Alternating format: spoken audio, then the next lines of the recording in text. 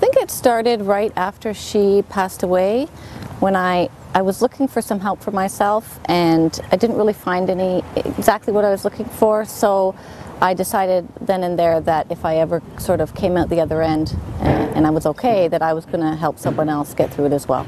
I initially looked for some coaching here in Toronto, and I didn't find anything that was specific to grief. So when I went online, I found the Grief Coach Academy. It's out of Los Angeles, and I contacted the owner, Aurora Winter, and we had a long discussion, and I decided that it was a good fit for me. I think the most important part of having had the experience that we went through, or I went through, is that people who I coach understand that I know what it's like to be as vulnerable as they are, and that's really the scariest feeling, when you feel completely vulnerable. And all the other emotions that come with it, fear, guilt, profound sadness, it helps to know that the person who's coaching with you has been there as well. Yeah, it was almost, it sounds silly, but it was kind of like a gift to myself, to allow myself to take the time out from my family to go there to a bookstore. I would grab a coffee and I would sit in the aisles and I would go through all the books I could find to see if I could find a way to feel better. And I did. There was many times that the staff were very patient with me, because I would just sit there on the ground and bawl my eyes out and read the books. And I read everything from New Age dogmas to ancient religions to anything I could get my hands on to try and find some answers to the questions I had. Okay. I really do believe now that everything that happens to us, good or bad, is a gift, and we just have to find the gift in that. I believe that there is good that comes from everything, and we have to be patient with ourselves and find it. And we need to use gratitude as a tool. It doesn't matter what it is that you're confronted with. If you can find a way to be grateful for something, then you can find a way to get out of it. And it's in all of us to give to ourselves. We don't have to look for it from outside ourselves. It's all in us. We all have it within ourselves to give to ourselves, and we can survive anything if we can just find a way to be grateful, even for the smallest things. I went back and read through some of the past stories, and one thing that sort of grabbed me was Ian's victim impact statement. He quite openly blamed himself. I guess he was home at the time and thought, if I had heard something, sure, if I had seen it, could have done something. And I guess that's a fairly natural feeling to have, but how do you think doing this has helped you help your family, like Ian? Oh, absolutely, absolutely. Well, we all felt responsible.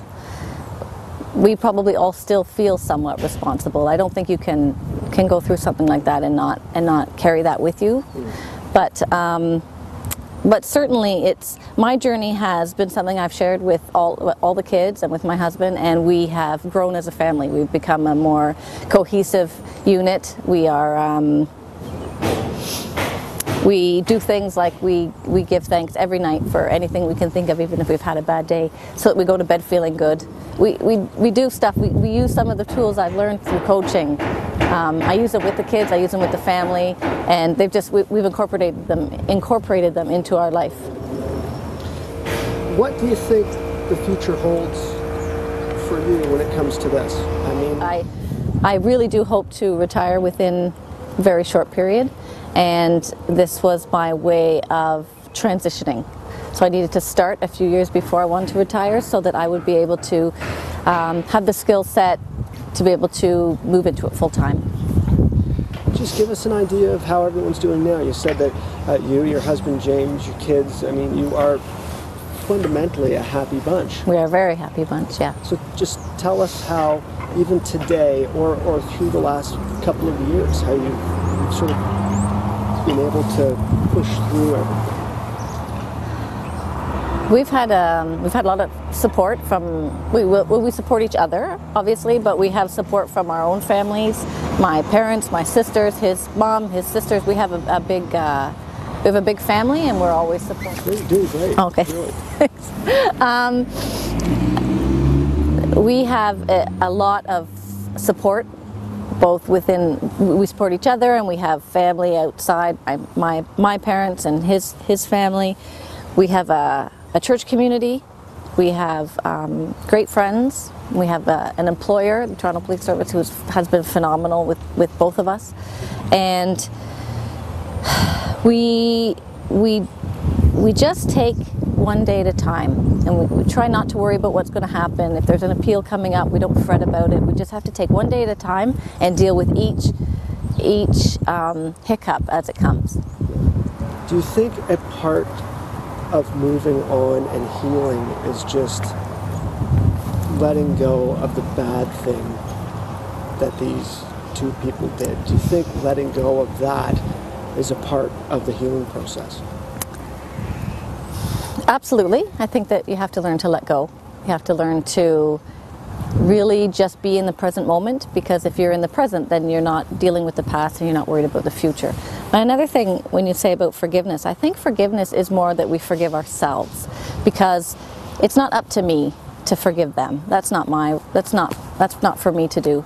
But it is up to me to forgive myself for the stuff that I feel I did wrong. I didn't keep her safe, or any feelings that I might have about things I may have done that contributed to it, even though I know it's not rational. As a parent, you usually absorb that blame if something happens to your child.